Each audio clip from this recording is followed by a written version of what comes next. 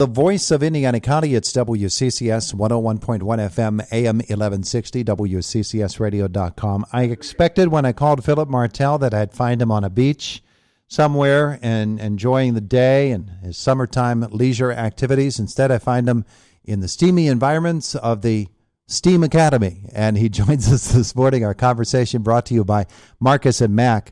Voted best personal injury law firm in the Best of Indiana County contest. Marcus & Mack, a law firm representing injured people. You're really there, aren't you? You're at the STEAM Academy. I really am. You know, everybody thinks the summer, everybody's summer's off, and that's actually when the bulk of the job gets done at times. So, yeah, we're getting, our rooms configured, especially for our new programs that are opening in the fall. So it's always busy. Well, that's an interesting starting point for us today. We think of school buildings as having their purposes, and inside this room is the science lab, inside this room is the math classroom, and things like that. But every year is a new puzzle to put together, and the STEAM Academy especially, because it's basically you're starting from scratch.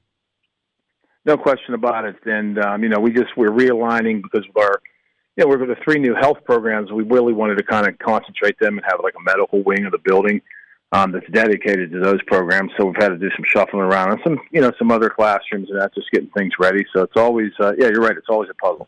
It's a wonderful building, that particular building in which you are this morning. And it's got such wonderful adaptability, at least I think anyway. But are you finding any problem areas that you need to update here or there? No, and I tell you, the building is great, and that was what I always knew when we went through this whole process. This is still, and it's going to be more in use than it ever has. It's the real challenges are still the same challenges a lot of us have, or it's the supply chain logistics things that that are out of your control. They're happening nationally in our country, so it's just waiting on materials, and that, especially with a brand new welding lab, just getting materials in and things that obviously retrofitting that former shop area. That's not done overnight, but that's the only thing that's really hampering us now are some of those challenges with the supply chain stuff.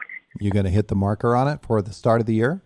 We are. We're definitely going to hit the marker. And we put it in 2 phases anyways as far as welding because it's such an investment. So we were phasing it in over a period of time. It enabled us really to start next, at the beginning of the fall. So we're excited about that. Well, we've talked about 2 areas that are brand new for the STEAM Academy, and I think they're pretty instructive for us to see. There's the actual physical facility in which you find yourself, but then there's the curriculum and the right professionals to teach it. How's that going? We were, as I said, we did an early bird contract with our association, our teachers. We worked very collaboratively with them. What the contract does, and it really just makes sense from a business perspective. We're in a tight labor market. The contract gives us the ability to go out and find highly qualified people, whether they're, later in their career or at the beginning, because we're fighting for that now. So we have the ability to do that. We found a welding instructor within 3 months, and there were districts or other welding openings throughout the state that have been out there for over a year. So our contract does give us the ability to bring somebody in that has years of expertise and give them a competitive wage when they come in, that they're not taking such a loss from leaving the private sector. Yeah. Now, the healthcare, that's a whole different animal, and it is such a expanding field right now, and there's so much opportunity in it. So I would guess that that's very competitive, finding folks that would come and take a job like that. It is, but like when you look at we were very fortunate with the biomedical technology and engineering. We have a young girl that graduated from Salzburg, actually went to High State to be a chemical engineer and decided that's not what she wanted to do and wanted to come back and teach. So we were fortunate enough with her background, kind of fell into that, and she's been wonderful. She's going to grow that program significantly. And, with health career pathways, it allows us to have numerous options. Yeah. Well, that's terrific news. Let's get beyond the STEAM Academy to the rest of the district as well, because the process that you're going through there in a different way might need to be done at other buildings. And so you think of curriculum, you think of instructors, you think of all that work that must be done through the course of the summer months to get ready for the fall. It really does accelerate once you get to July, doesn't it? It really does. And, it gives us the opportunity to continue to tell the story too. Obviously, I was in Washington 2 weeks ago we were recognized as one of 6 lighthouse school districts by the American School Superintendents Association nationally for preparing, for the transition to preparing career-ready learners. And That was a great, it was a great honor to be bestowed on us. And then last Friday, we recently got a call, which I was going to actually call you on. We got invited to the White House next Tuesday. They're doing a ceremony for schools looking to do rural schools and creating different career pathways. And we were told we were going to be an exemplar district for the U.S. Department of Education. So we're excited about that news as well. Oh, yeah. Yeah. I think you ought to take me with you. I'm just saying. Anytime. Hey, that's a wonderful honor, and it's great news for you, and I guess it validates the way that you're approaching things. It really is, and that's why I said it's been such a fun ride, because it just seems like, I said, hey, maybe we're going to hit a little bit of a lull now. I get back, and now we get contacted about that. So yeah, it's exciting. Because you really do see a shift, I think, taking place. And, we're proud to be a successful rural school district, but to have the ability to help, where the Department of Education's asked us to help other districts looking to transition and create different career pathway opportunities for students, that's a big honor, because you're helping your peers, you're helping students throughout the United States, and we're very proud of that. And and it's just going to continue to grow and get bigger. Let's talk little nuts and bolts of budgeting and getting set for a school year. You're thinking curriculum. You're thinking where's the money coming from, and how are we going to spend it wisely? There are a lot of decisions that have to be made over the course of a summer, and then once those decisions are made, with the budget finally getting put in place, what happens next with you as you consider the budget that is now set for River Valley School District? What are the next steps that you take to get ready for the new year? We were fortunate to put a budget in place, because we really, as we kind of redirected resources over the last couple of years since we fixed some district's financial problems, we were one of probably only a few, if any, that didn't raise taxes.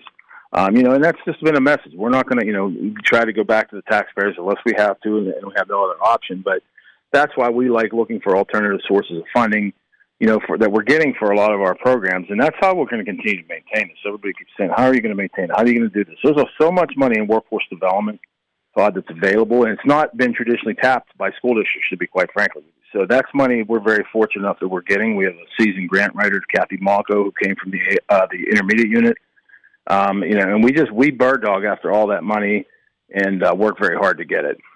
Yeah. All right. And of course, we then think about the various schools and brushing them up and getting them ready to go. I'm sure that the custodial staff and the maintenance staff, they're working very hard. They work hard. They're doing that. Our building project's taking off, so there's a lot of different irons in the fire. So the campus is a little bit of a mess right now. Nothing unsafe by no means, but getting that going. Getting the buildings ready for the start of school, the transition, obviously, with the other programs here. Yeah, there's a lot going on. Yeah. Athletically, of course, we follow the progress of the athletic complex and how that is going. What's up with it? Yeah, they're finally moving dirt. Broke ground, obviously did all that. Just working through the permitting process now, because, part of that project is we're fixing the sewer lines that were around the old, what's around River Valley High School, because you had a hodgepodge of cast iron and plastic and all those fun things that never seem to get done the right way when they're supposed to. So we're fixing that as part of the project. So we've just going through that process, and then they're starting to level ground, where the stadium's going to be and so forth. So yeah, everything's moving. Philip Martell, our guest, the River Valley School District, moving through these summer months quickly, just as everybody is, and I know that goes quickly. When you hear from your faculty and your administration about the previous year that has just ended, and you break down the things, there's one point where you're okay. Let's stop looking backwards and let's keep looking forward now, and learn the lessons and apply the lessons. This past year, were there a lot of lessons, a lot of changes that were recommended as you head into a new year? We're still, and you and I've had this discussion before, and I said this is, it's just with the COVID, the outcome of COVID, we won't see daylight, for 10 years. The impact on learning loss and then catching students up is just, you can't even quantify it at this point. It's just, so that challenge is always going to, in my mind, going to remain there for the next period of years. And so getting addressing some of those remediation needs, getting students caught up, and that's always going to be a challenge here, because you have to be able to create that person. And what it asks for more now than ever, Todd, is that personalized learning element where a student can be able to learn and adapt on any level that they can, get the extra help that they may need, or accelerate. And we've definitely seen that impact from COVID, and it just kind of, like I said, just trying to continue to evolve that and give the best resources we can to our students. How do you measure the success of something like that? You know, we use we have, we're very data driven. We have a new career and data assessment person because we look at data to help drive our decisions. So we look at obviously the standardized assessments and different things like that. I look more for growth to be able to continue to know if we're making an impact. It truly doesn't. I've not been one to be a supporter of standardized testing because it doesn't really give us a total barometer, a total picture of that student snapshot. It gives us a small window, but we can use that data to look at growth and see what's working and what's not to be able to continue to help those students evolve.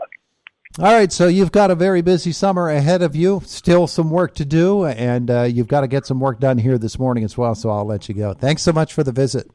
No problem. Take care. Thanks, Todd. Bye now. It is the voice of Indiana County. It's WCCS 101.1 FM, AM 1160, and WCCSradio.com.